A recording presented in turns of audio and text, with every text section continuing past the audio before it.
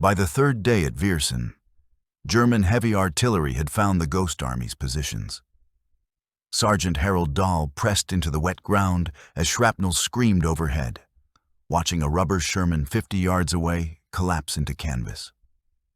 The Germans had taken the bait, and 1,100 men armed with air compressors and 50 caliber machine guns were paying for it in high explosive and steel.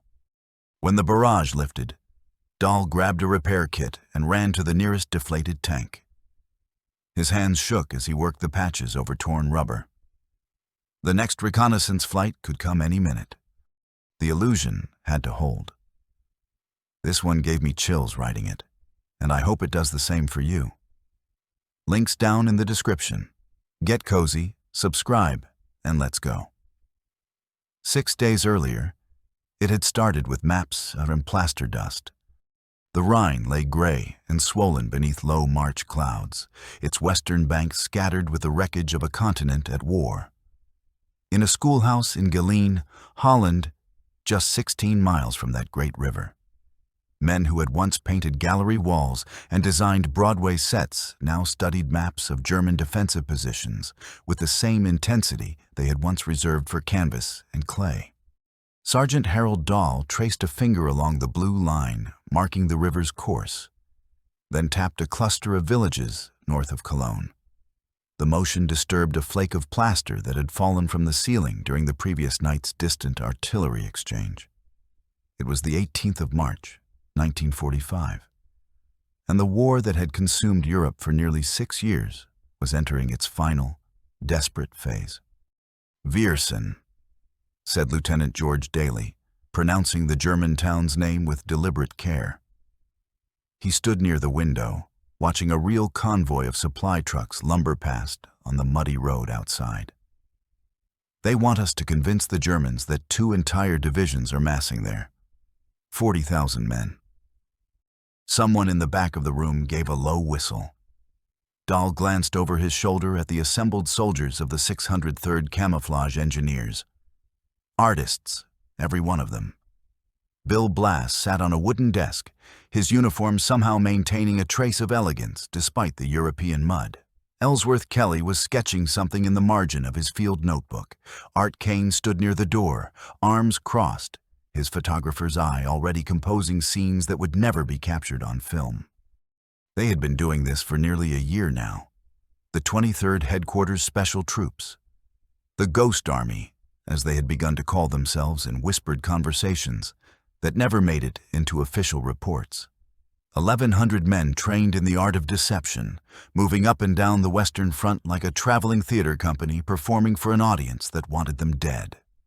Dahl remembered their first operation, 2 weeks after D-Day, simulating a Mulberry Harbor with lights and noise to draw German artillery away from the real construction sites. He remembered Brest, where they had tied up entire German divisions with an elaborate performance of phantom battalions. 20 operations in 10 months. 20 times they had inflated rubber tanks, broadcast recorded sounds of armored columns, sent false radio transmissions into the ether, and walked away with the knowledge that real soldiers were living because the enemy had been looking in the wrong direction. But this, Viersen, this was something larger. The 9th Army crosses on the 24th, Lieutenant Colonel Merrick Truly was saying. The liaison officer from 9th Army Headquarters had arrived an hour before dawn, his Jeep's headlights cutting through the pre-dawn darkness like accusatory fingers. General Simpson's entire force. The actual crossing will be here. He tapped the map 10 miles north of Viersen, in the 16th Corps sector. But German intelligence needs to believe the assault will come at Viersen, or further north still, near Wesel. Dahl studied the map with an artist's eye for composition. The Rhine was the last natural barrier before the heart of Germany. Cross it, and the war was effectively over. But crossing a major river under fire was the most dangerous operation in warfare. Men in boats, exposed and vulnerable. German guns zeroed in on every likely crossing point. The casualty projections for a contested Rhine crossing ran into the tens of thousands. Unless the Germans were looking somewhere else. "We have 6 days," Truly continued. 6 days to make the Wehrmacht believe that 2 divisions, the 30th and 79th Infantry, are preparing to force the Rhine at Viersen. 600 inflatable tanks and guns, sonic deception, radio nets, the whole traveling show. Through the window, Dahl could see members of the 3,132nd Signal Service Company unloading their sonic equipment from half-tracks. 500-pound speakers that could broadcast the sounds of armored columns 15 miles away. Wire recorders carrying audio captured at Fort Knox with help from Bell Labs engineers, tanks moving through forests, bridge construction, the distinctive clank and rumble of American military power on the move. "The real divisions are training on the Maas River," Truly said. "They'll slip north to the actual crossing point under cover of our performance. The Germans will be waiting for them at Viersen." He paused, met the eyes of the assembled soldiers. "What we do here will save thousands of American lives." Dahl had heard variations of this speech before every operation. But something about Truly's tone carried additional weight. This was not a diversionary tactic to cover a local advance. This was the final act of the European war. Everything came down to this river, this deception, these next 6 days. Captain George Rebb of the 406th Combat Engineers stepped forward. "My men will handle perimeter security," he said. His infantry-trained combat engineers were the Ghost Army's only real defense. 50 caliber machine guns against an entire German army if something went catastrophically wrong. But we need to be clear about the risk. We'll be operating within artillery range of enemy positions. If they figure out what we are before the real crossing happens, he did not need to finish the sentence. Everyone in the room understood. The Ghost Army had no armor, no artillery of its own, no capacity to defend against a determined attack. Their survival depended entirely on the enemy believing their illusions. "That's why it has to be perfect," said Colonel Harry Reeder, the Ghost Army's commander. He had led them through every operation since their activation in January of the previous year. "Better than perfect. The Germans are not stupid. They know the Rhine crossing is coming. They're watching for any mistake, any detail that doesn't fit." Dahl thought about the poop sheets they would study over the coming hours. Detailed descriptions of the real divisions they would impersonate. Insignia, songs, mannerisms, the specific way certain units marked their vehicles. The Ghost Army had been recruited from art schools and advertising agencies precisely because they understood that authenticity lay in the smallest details. A tank was not just a tank. It had to be positioned correctly, camouflaged imperfectly enough to be spotted from the air, marked with the right division number, placed in a formation that matched doctrine. "The average IQ in this room is 119, Reeder continued. "Highest in the Army, they tell me. We're going to need every point of it. This is not just theater. This is theater good enough to convince an enemy that has been fighting for 6 years, that knows every trick in the book." Outside, the March sky was beginning to darken toward evening. Somewhere beyond the horizon, German observers were studying their own maps, plotting fields of fire, calculating angles and ranges for the Allied crossing they knew must come. Artillery crews were stockpiling shells. Infantry units were digging positions along the eastern bank. The Wehrmacht was battered and retreating, but it was not broken. Not yet. Dahl looked around the schoolroom at his fellow ghosts, artists and actors, designers and engineers. Men who had traded brushes for air compressors, stages for battlefields. In 6 days, the 9th Army would cross the Rhine. In 6 days, this war would begin its final chapter. But first, they had to perform. First, they had to convince an army to look the wrong way. First, they had to become ghosts. The air compressors started before dawn, their rhythmic gasping audible across the muddy field where the 603rd had begun their work. Dahl watched Private Arthur Singer and two others wrestle a deflated rubber tank from the back of a truck. In the weak morning light, it looked absurd. A crumpled mass of painted canvas and hollow tubing, weighing 93 pounds where a real Sherman weighed 40 tons. 4 men could inflate one in 90 minutes using hand pumps, but they had hundreds to deploy. The compressors cut that time to minutes, filling the tubular frame with air until the rubber skin stretched taut and the impossible became, from 200 yards away, entirely convincing. Singer positioned the inflatable carefully, consulting a diagram that showed how real armor units dispersed their vehicles. Too neat and it would look staged. Too random and it would violate doctrine. The Germans had been fighting American armor for years now. They knew what to look for. By mid-morning, the field east of Wiersen was beginning to take shape. Inflatable Shermans appeared in clusters, their barrels pointed toward the Rhine. Rubber artillery pieces sprouted near tree lines. Fake supply dumps materialized, complete with stacked crates that were actually painted wood frames. Bill Blass supervised a team painting fresh division markings on real Jeeps, the distinctive insignia of the 30th Infantry Division, borrowed for this performance from the actual unit training 60 miles away on the Maas River. Imperfect camouflage, Lieutenant Daly reminded them, walking the perimeter with an artist's eye. We want the Luftwaffe to spot these. Not too obvious, but obvious enough. He adjusted the netting over a rubber tank, leaving one corner of the turret visible. From the ground, it looked sloppy. From the air, it would photograph as a unit trying and failing to hide. Near the schoolhouse, Sergeant Victor Dowd and the men of the 3132nd Signal Service were calibrating their sonic equipment. The half-tracks sat in a tight circle, their massive 500-pound speakers aimed toward German positions across the Rhine. Dowd threaded a wire recording onto the playback mechanism, checking levels with the precision of a sound engineer, which, before the war, he had been. We start tonight, he told his crew. Sounds of arriving trucks 2 hours after dark. Tomorrow, bridge construction. Keep it varied. The Germans have microphones too.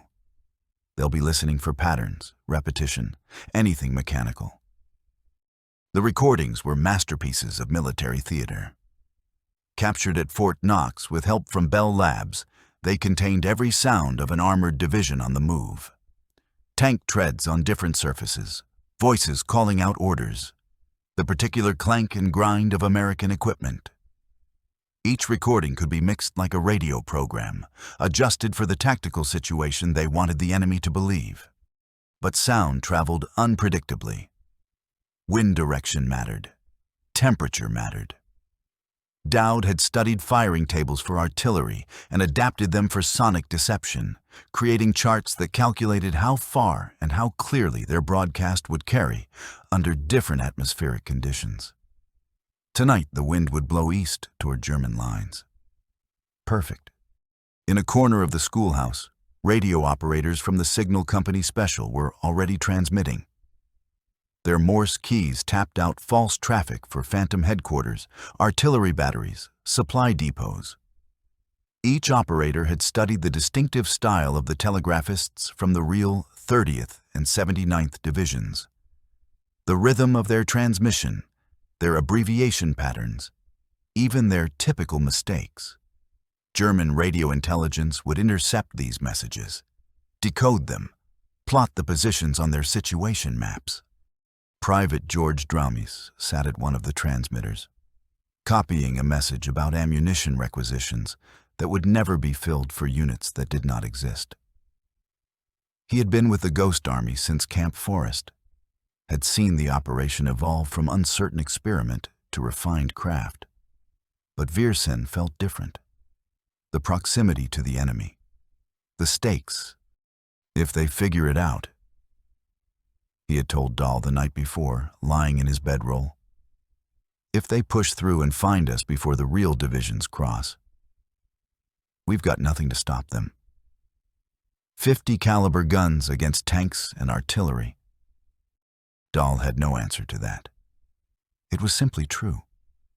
They were conjurers, not soldiers in the conventional sense.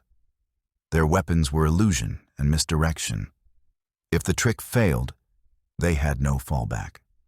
By afternoon, Captain Reb's combat engineers had established security checkpoints on the roads leading to the deployment area.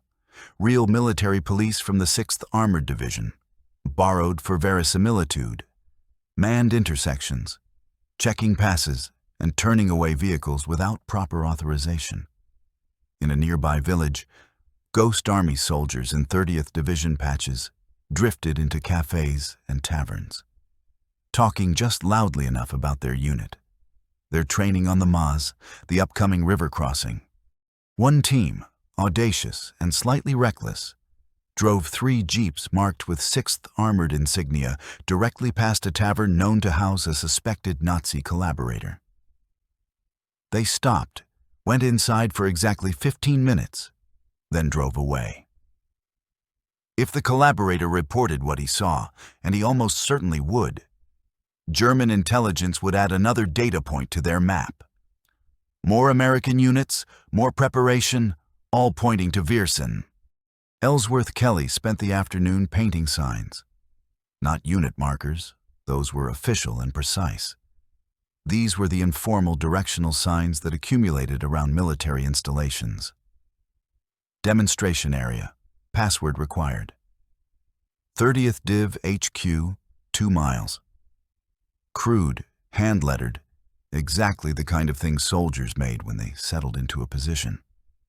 He planted them along roads where German reconnaissance might spot them. As evening approached, Dahl walked through the deployment area with Lieutenant Colonel Truly. The transformation was remarkable.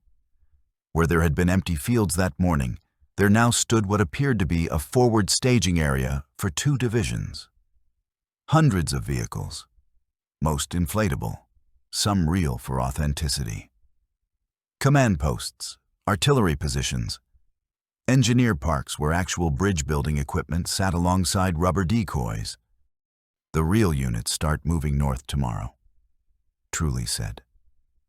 Under cover of darkness, small groups, dispersed routes. By the time the crossing happens, the 30th and 79th will be 60 miles from here. He paused, watching a work crew tie down an inflatable Sherman against the evening wind. Everything depends on keeping German attention here. The wind was picking up, rattling the rubber tanks on their anchoring stakes. Dahl thought about the peculiar physics of their work. How much energy it took to maintain an illusion. How a strong gust could reduce a 40-ton tank to a flapping piece of canvas. How fragile the whole enterprise was. That night, as darkness settled over the Rhine Valley, Sergeant Dowd threw the switches on his speakers. The sound of heavy trucks rolled across the fields, echoing off buildings, carrying east on the wind toward enemy lines.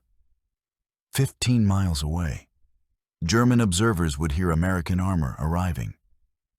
They would note it in their reports. They would add it to their calculations. In the schoolhouse, men checked weapons they hoped not to use. Dahl cleaned his rifle, the motions automatic after months of field service. Around him, artists and designers performed the same ritual, transforming back into soldiers for the dangerous hours of darkness. Outside, the compressors had gone silent. The inflatable army stood ready. The radio transmitters hummed. The speakers broadcast their deception into the night. The performance had begun. The Luftwaffe came at noon on the 2nd day. Dahl heard them before he saw them. The distinctive drone of reconnaissance aircraft, higher and more distant than the usual patrol patterns. He was helping Singer anchor an inflatable half-track when the sound registered. Everyone in the field froze, then instinctively kept working. The whole point was to be seen. "Photograph us," Singer muttered, hammering another stake. "Get a good look." The aircraft made 3 passes over the deployment area. Long, lazy circles that meant cameras were running. Intelligence officers would be studying the negatives within hours. Dahl forced himself to move naturally, to behave like a soldier in a real armored unit. The rubber half-track swayed slightly in the wind. From 5,000 feet, it would look solid as steel. By evening, the sonic broadcasts had intensified. Dowd's crew ran their programs in carefully orchestrated sequences. Trucks arriving, then voices, then the metallic clang of construction.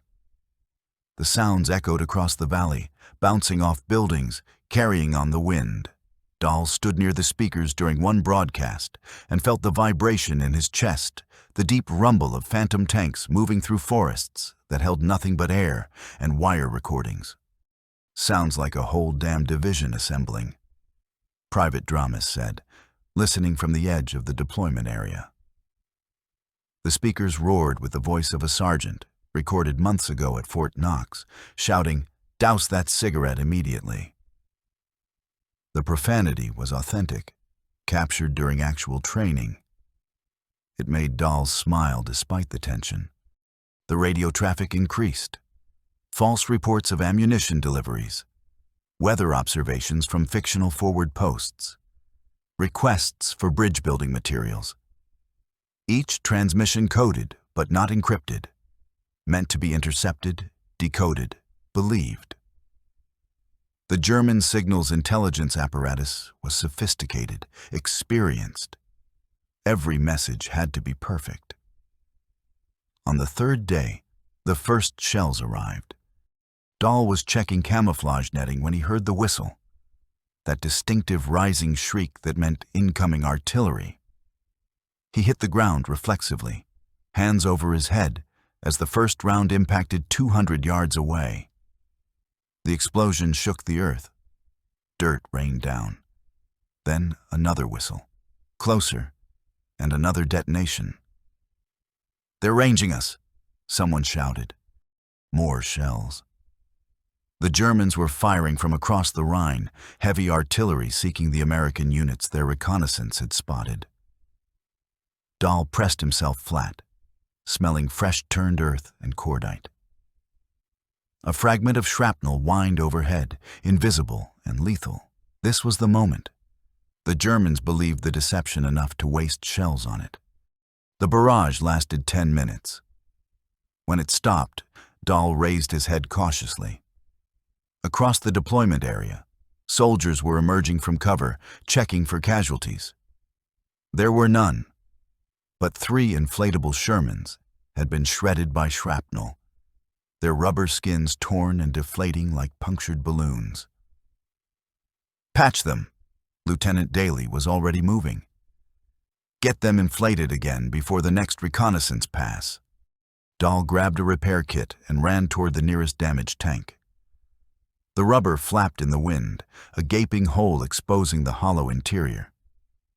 He pulled out patches and adhesive, working with shaking hands while scanning the sky for aircraft.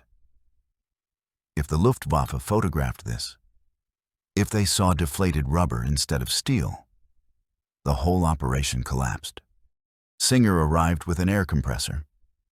Together they worked in frantic silence, sealing the tiers, re-inflating the damaged sections. The rubber stretched taut again. From 50 yards it looked convincing.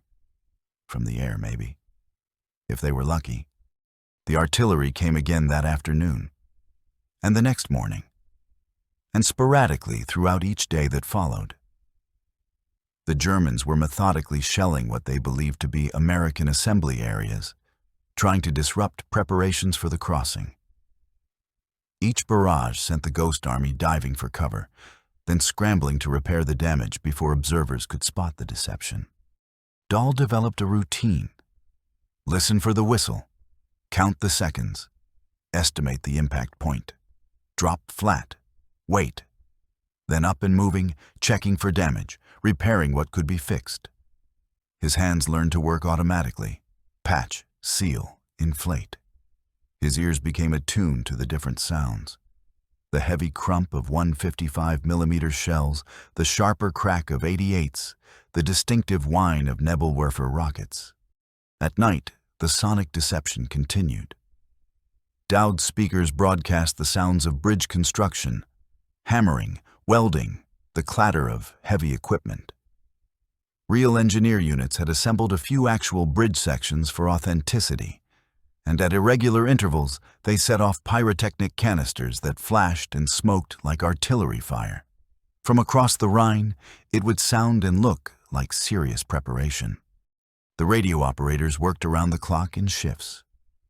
Dahl sometimes watched them in the schoolhouse command post, their Morse keys tapping out the fiction of 2 divisions preparing to force the Rhine at Viersen. The rhythms were hypnotic, almost musical. Dots and dashes becoming phantom battalions, non-existent supply columns, imaginary command decisions. On the 4th day, German aircraft activity intensified dramatically. Not just reconnaissance now. Fighters making low passes, clearly protecting observation planes from potential Allied air cover. The Luftwaffe was devoting resources to watching this sector. Good. Every German pilot over Viersen was one less over the real crossing point 60 miles north.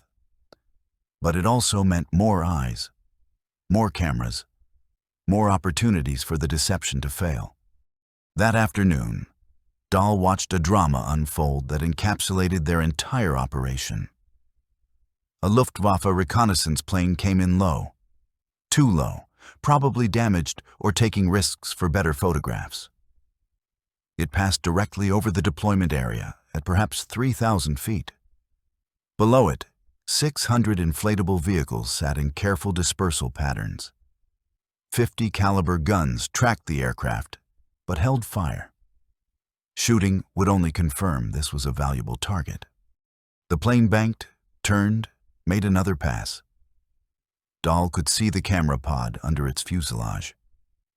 He stood next to an inflatable Sherman, forcing himself to move normally, to behave like a tank crewman might. The aircraft's shadow passed over him. Then it climbed away toward the east. "Think he bought it?" Singer asked quietly. "We'll know when the shells come," Dahl said. They came. That evening, the heaviest barrage yet. Dahl counted 40 separate impacts in 20 minutes. The Germans were throwing serious weight at the Viersen sector, trying to degrade American combat power before the crossing. It meant they believed. It also meant the Ghost Army was absorbing fire that might otherwise fall on real units. Between explosions, Dahl found himself thinking about mathematics. 1,100 men drawing German attention. 40,000 real soldiers, the 30th and 79th Divisions, training in secret 60 miles away. If the deception saved even a fraction of those men, if it reduced casualties by 10%, that was 4,000 lives. 4,000 men who would go home instead of dying on the Rhine's eastern bank.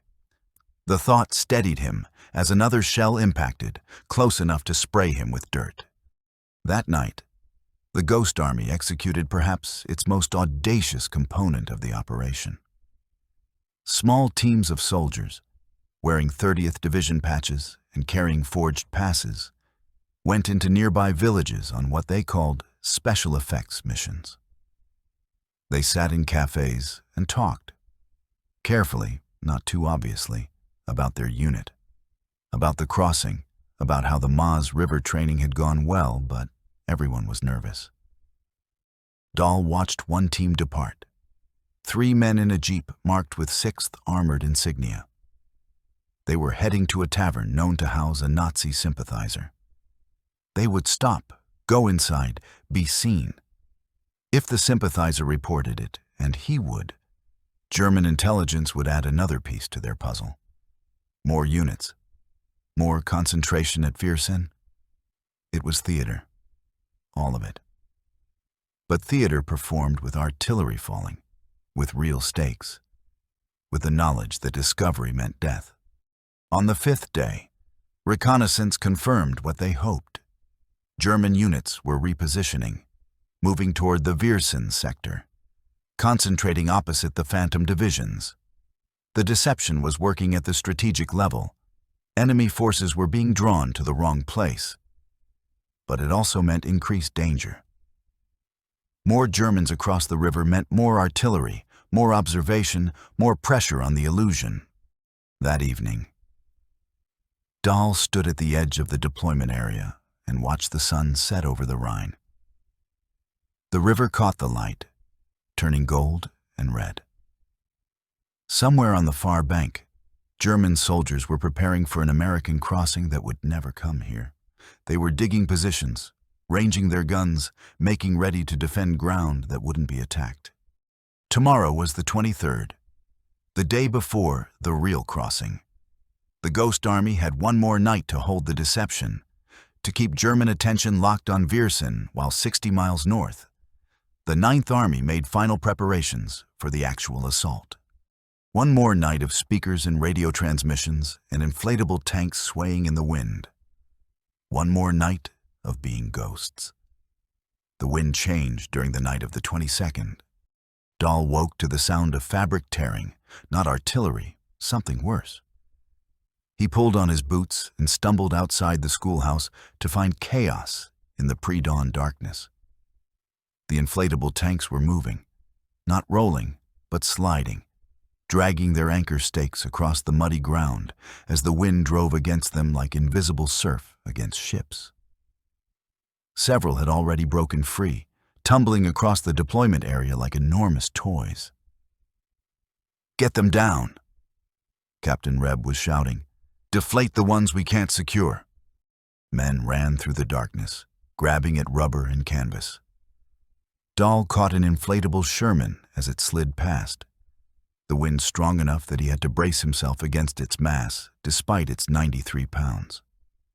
Singer appeared with rope, and together they lashed it to a truck.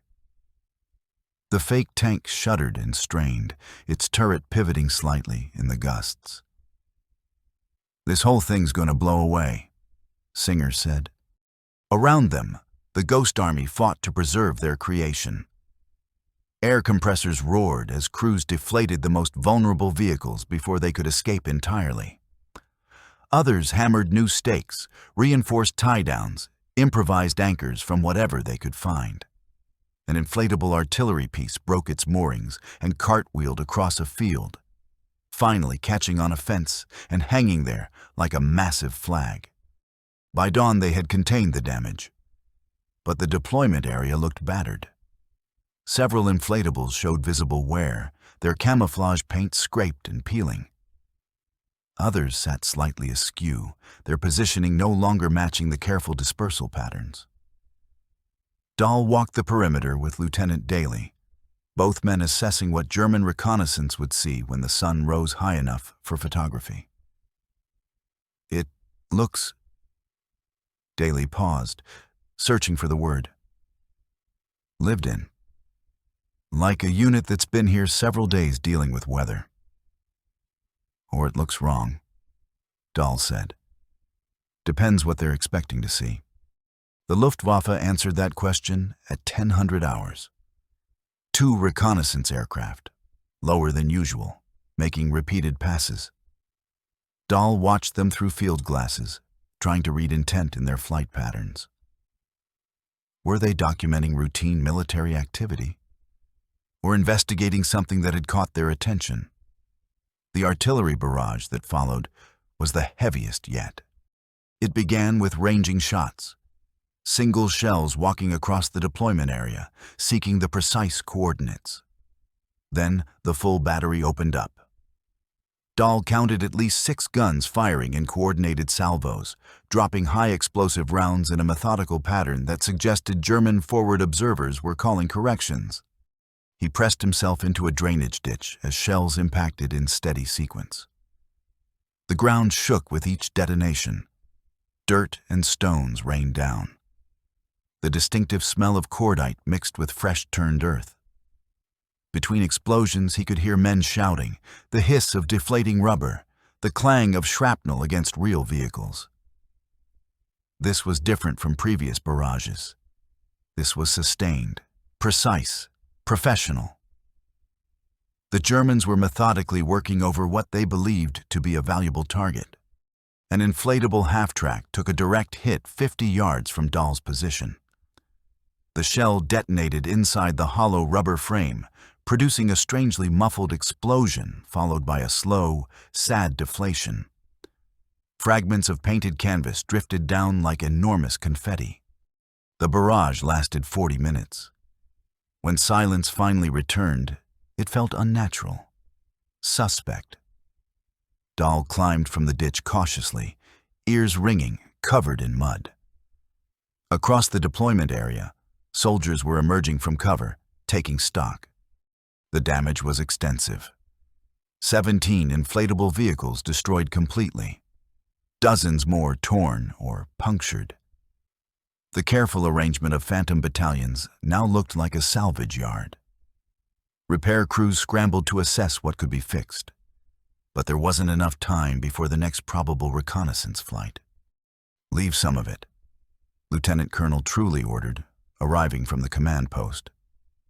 His face was grim, but his voice was steady.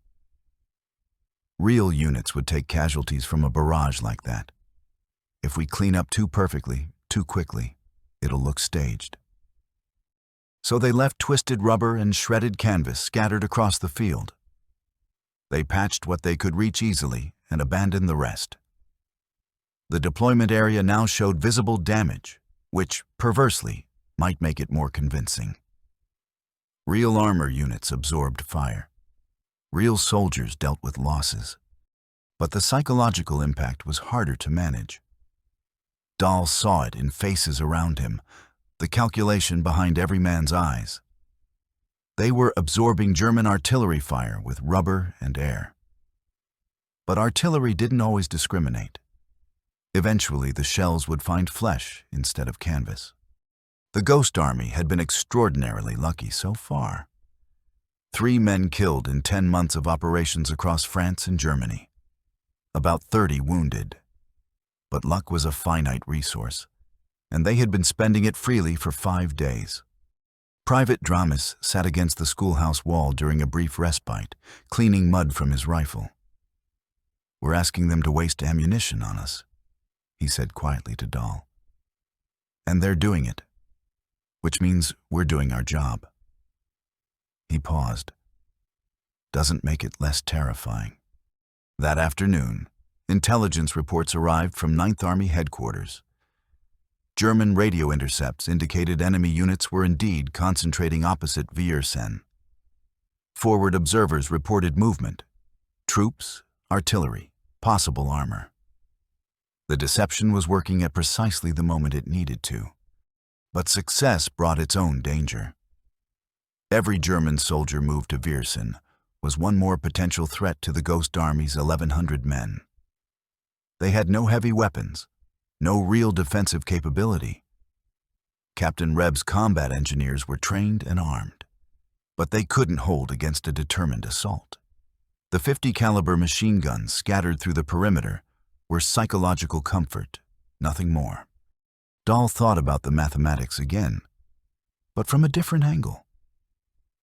How many German shells could fall before one found the command post? Before fragments hit an air compressor and the whole deception started unraveling?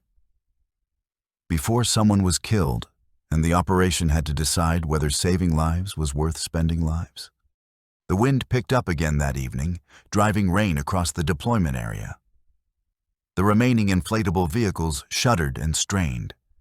Water pooled in their imperfect seams, adding weight, stressing the rubber. Maintenance crews worked through the downpour, patching, adjusting, fighting entropy. Sergeant Dowd's sonic equipment developed problems. Moisture had penetrated somewhere in the electrical system, causing intermittent failures in the playback mechanism. His crew disassembled components in the rain, trying to identify and fix the fault while keeping the broadcast schedule running. The sounds of bridge construction had to continue, had to maintain the illusion of round-the-clock preparation. "We can keep it working," Dowd reported to Captain Reb. "But not at full power. Maybe 10 miles reach instead of 15. "Make it work," Reb said. There were no alternatives. The radio operators faced their own crisis. German direction finding had locked onto several of the Ghost Army's transmitters. Too much traffic from fixed positions was allowing enemy intelligence to triangulate locations with increasing precision. The operators had to move constantly, broadcasting from different sites, maintaining the fiction while avoiding giving the Germans accurate artillery coordinates for their actual positions. It was exhausting work, mental and physical. Maintaining an illusion required constant attention to detail, constant adjustment. Real units could afford some sloppiness. They had the mass and power to absorb mistakes. The Ghost Army had only craft and endurance. That night, the 23rd, was the last before the real crossing. Somewhere 60 miles north, the 30th and 79th Infantry Divisions were moving into final assault positions. Engineers were preparing bridging equipment. Artillery was ranging their guns. Tens of thousands of men were making ready to force the Rhine at dawn. And here, at Viersen, 1,100 ghosts maintained their deception. Dahl stood watch in the early morning hours, rifle across his knees, listening to the sounds of the operation around him. Dowd speakers broadcasting construction noises into the darkness. Radio operators tapping out their fiction. The wind making the remaining inflatable tanks creak and groan like uneasy sleepers. He thought about the letter he couldn't write home, the one that would explain what they were doing here, why it mattered. But the operation was classified beyond top secret. Even after the war, if there was an after, he suspected they would be forbidden from speaking about it. The Ghost Army would fade into official silence, its deceptions never acknowledged, its soldiers never able to claim their strange, dangerous service. A flare went up across the Rhine, German, hanging in the sky and casting harsh shadows across the deployment area. Dahl watched it descend slowly on its parachute, illuminating the scene. Rubber tanks, canvas artillery, empty trucks arranged to suggest supply operations. The whole elaborate fiction, visible for perhaps 30 seconds before darkness returned. Had someone seen? Had the flare revealed too much detail, exposed the deception? They would know soon enough. The Germans would either believe or they wouldn't. The Ninth Army would either cross against minimal resistance or walk into a prepared defense. Thousands of lives hung on whether the illusion had held. The flare burned out. Darkness returned. Dahl exhaled slowly, forcing tension from his shoulders. One more night. Then they would know if being a ghost had been enough. The confirmation arrived at 0600 on the morning of the 24th. Dahl was drinking coffee, real coffee, somehow procured by the supply section, when Lieutenant Colonel Truly entered the schoolhouse command post carrying a dispatch case. The officers and senior NCOs gathered without being called, reading the news in Truly's expression before he spoke. Ninth Army crossed at 0400, Truly said quietly. 16th Corps sector, 10 miles north of Wesel. He paused, letting the information settle. Initial resistance minimal. Casualties. He consulted the dispatch. 31 men in the first wave. 31. Not 3,100. Not 3,000. 31 casualties forcing a major river against an enemy that had been preparing defenses for months. The number hung in the air like something physical. Dahl did the mathematics automatically. A contested Rhine crossing against prepared positions should have cost thousands. The projections had run as high as 15,000 casualties for the operation. 31 men in the opening assault meant the Germans had been looking the wrong way. Prisoner interrogations confirm it. Truly continued. None of the captured Germans, including battalion and regimental officers, expected the attack from the west. They were oriented north, toward the Lippe River, and they were expecting a secondary crossing here. He tapped the map at Viersen, where we've spent 6 days convincing them 2 divisions were assembling. Around the room, men released breaths they hadn't known they were holding.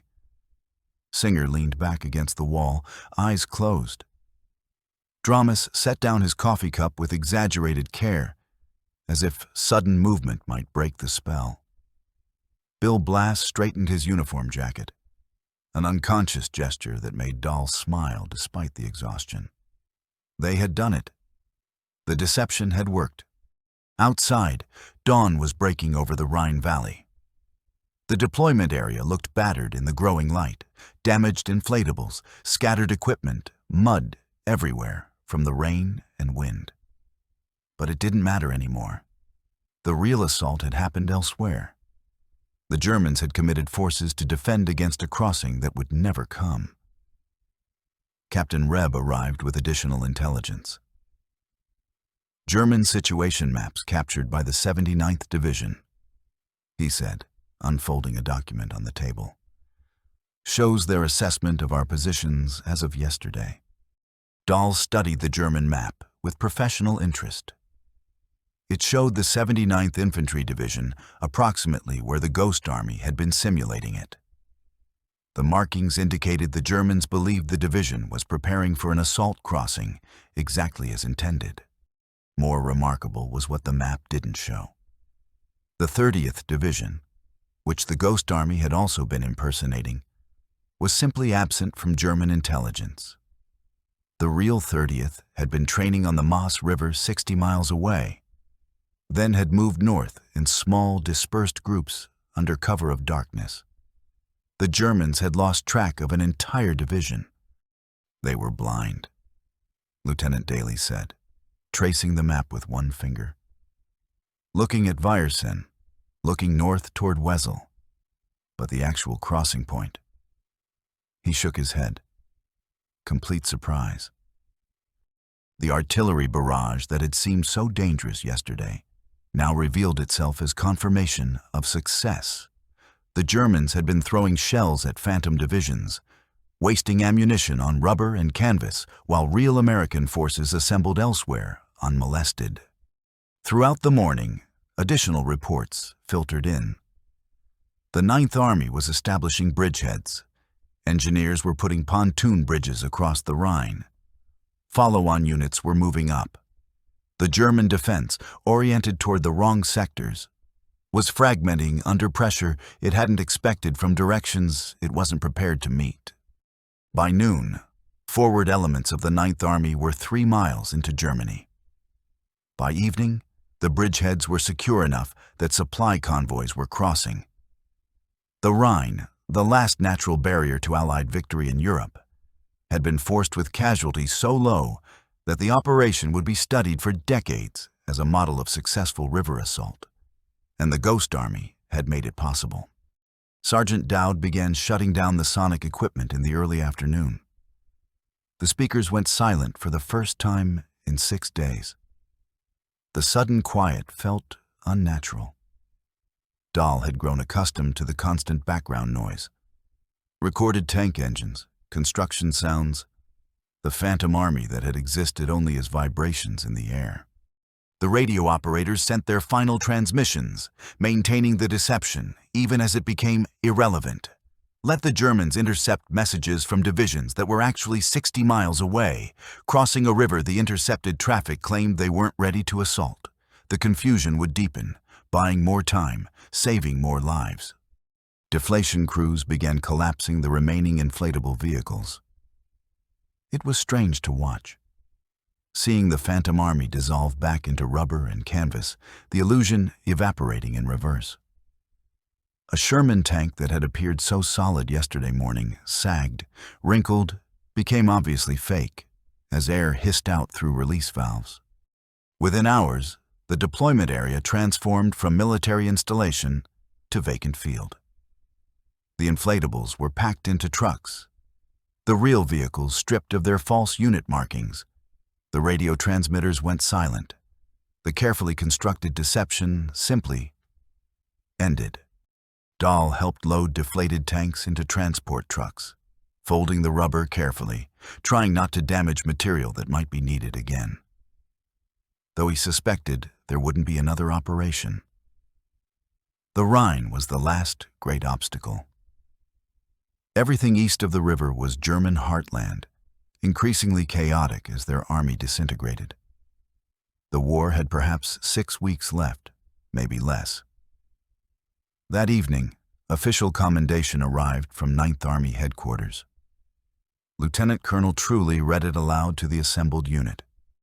I wish to commend the officers and men of the 23rd Headquarters Special Troops, 12th Army Group, for their outstanding performance and express my appreciation for a job well done.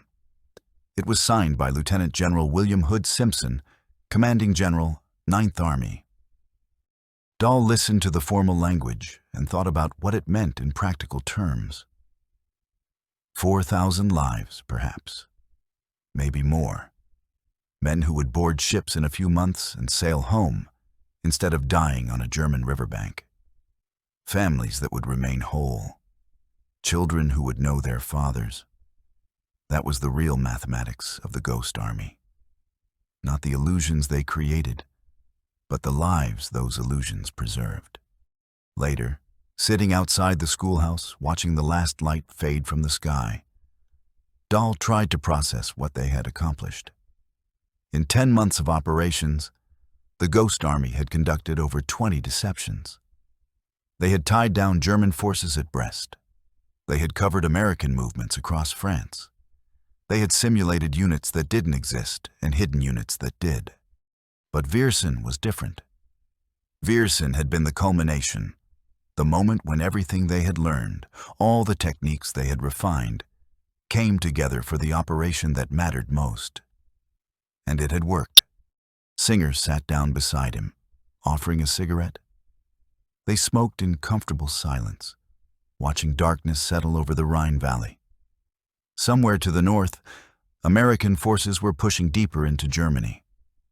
Behind them, engineers were constructing permanent bridges to replace the pontoons. The war was moving east, away from Viersen, away from the empty fields where ghosts had gathered. Think they'll ever tell the story? Singer asked eventually. Dahl considered the question. The operation was classified. The techniques were secret.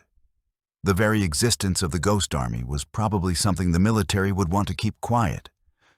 Useful capabilities weren't advertised to potential future enemies. Maybe in 50 years, he said, when everyone involved is too old to care about secrecy anymore. Singer nodded slowly. Shame. It's a hell of a story. It was. Artists and actors, designers and engineers, conjuring phantom armies and saving thousands of lives through nothing but craft and courage and rubber tanks that weighed 93 pounds. But for now, it would remain their secret. The Ghost Army would fade from history, its soldiers forbidden from speaking about the strangest, most dangerous performance of their lives. Dahl finished his cigarette and stood. There was still work to do. Equipment to pack, positions to police, the mundane aftermath of extraordinary events.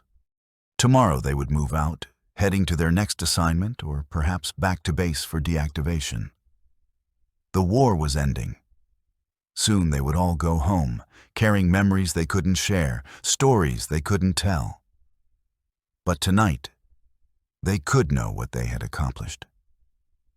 Tonight, being ghosts had been enough. Germany surrendered 6 weeks later. Dahl heard the news in Luxembourg, where the Ghost Army had settled into garrison routine while awaiting orders that never seemed to arrive. The war in Europe was over. Men celebrated cautiously at first, as if afraid jubilation might resurrect the fighting. Then the celebration became real, loud and chaotic and tinged with the specific relief that comes from surviving something that might have killed you. Wehrmacht had been their last operation. After the Rhine crossing, the Ghost Army had moved east with the advancing armies, waiting for another assignment that would put their peculiar skills to use. But the German collapse was too rapid, too complete.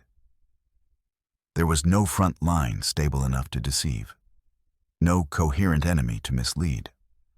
The war simply dissolved into chaos and then surrender. In July, they boarded ships at Le Havre for the voyage home. Dahl stood at the rail watching the French coast recede, thinking about the mathematics one final time. 3 men killed in 21 operations across 10 months. About 30 wounded. 1,100 soldiers who had put themselves in artillery range armed with nothing but illusions and 50 caliber guns. Against that accounting, thousands of lives saved. Maybe tens of thousands. Operations that had tied down German divisions, covered American movements, created confusion at critical moments. And Wehrmacht, the masterpiece that had allowed 30,000 men to cross the Rhine against minimal resistance. The official history would say the Ghost Army had justified its existence with that single operation. Dahl believed it. But he also knew the history would remain classified, the story untold. Singer found him at the rail that evening, watching the Atlantic roll past in the summer twilight. They had barely spoken since leaving Europe, both men processing the transition from war to whatever came next. "What are you going to do?" Singer asked. After discharge. Dahl had been thinking about it. Maybe architecture. Use the GI Bill, get a degree. He paused. "You?" "Article. Painting, probably." I kept sketching through the whole thing. France, Belgium, Germany. Got notebooks full of drawings. Singer smiled slightly. Can't show most of them to anyone. Classified, obviously. But the habits are there now. The way of seeing. It would be like that for all of them, Dahl suspected. The Ghost Army had recruited artists and turned them into soldiers. Now they were becoming artists again, but changed. Bill Blass would return to fashion design. Ellsworth Kelly would paint. Art Kane would photograph. They would carry the war with them in ways they could never articulate, creating work influenced by experiences they couldn't discuss. The ship docked in New York on a bright morning in mid-July. The 23rd Headquarters Special Troops formally deactivated on September 15th, 1945. Dahl received his discharge papers and traveled home to Pennsylvania, where his family welcomed him with questions he couldn't answer.